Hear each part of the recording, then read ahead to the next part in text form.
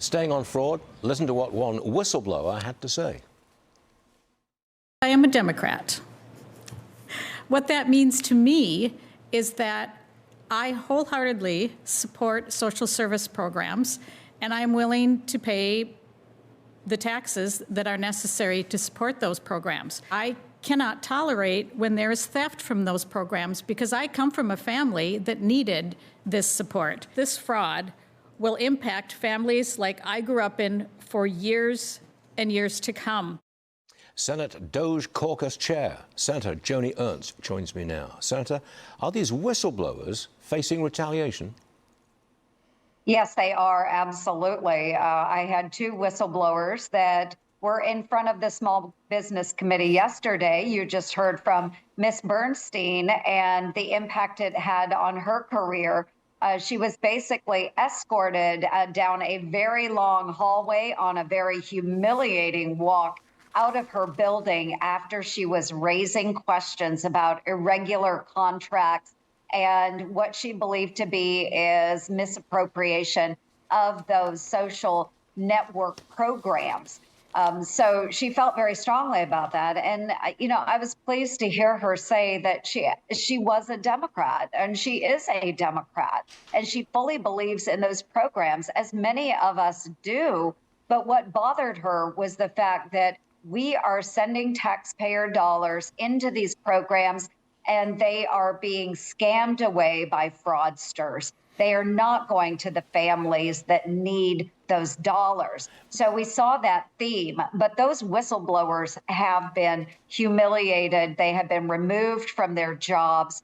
And unfortunately, because they were removed from their jobs, we saw many follow-on years of continuing fraud.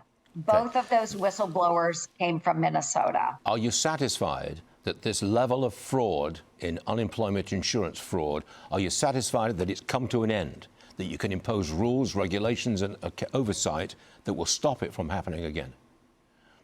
I am not satisfied yet, Stuart. I think we continue to uncover fraud, not just in Medicaid, not just within unemployment insurance. We have seen it within the Small Business Administration, which was the focus large in part of this hearing that we had yesterday.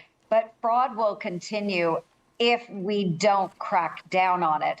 And so many of those fraudulent loans that came out of the SBA, so many of the fraudulent takes of these welfare programs, they are not being followed upon by the Justice Department. We actually need state and local officials to work with the federal government to put together these cases and bring these fraudsters to justice. Otherwise, no, I'm not satisfied. Okay.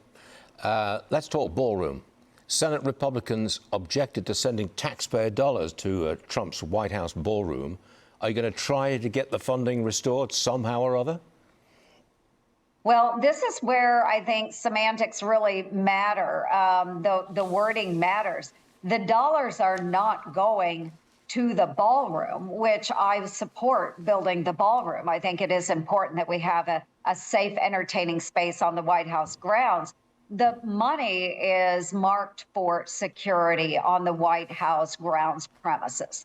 So think about visitors that are going onto the White House grounds, and you pass through these stand-up tents, you go through these lines in makeshift areas, and that has been happening for years.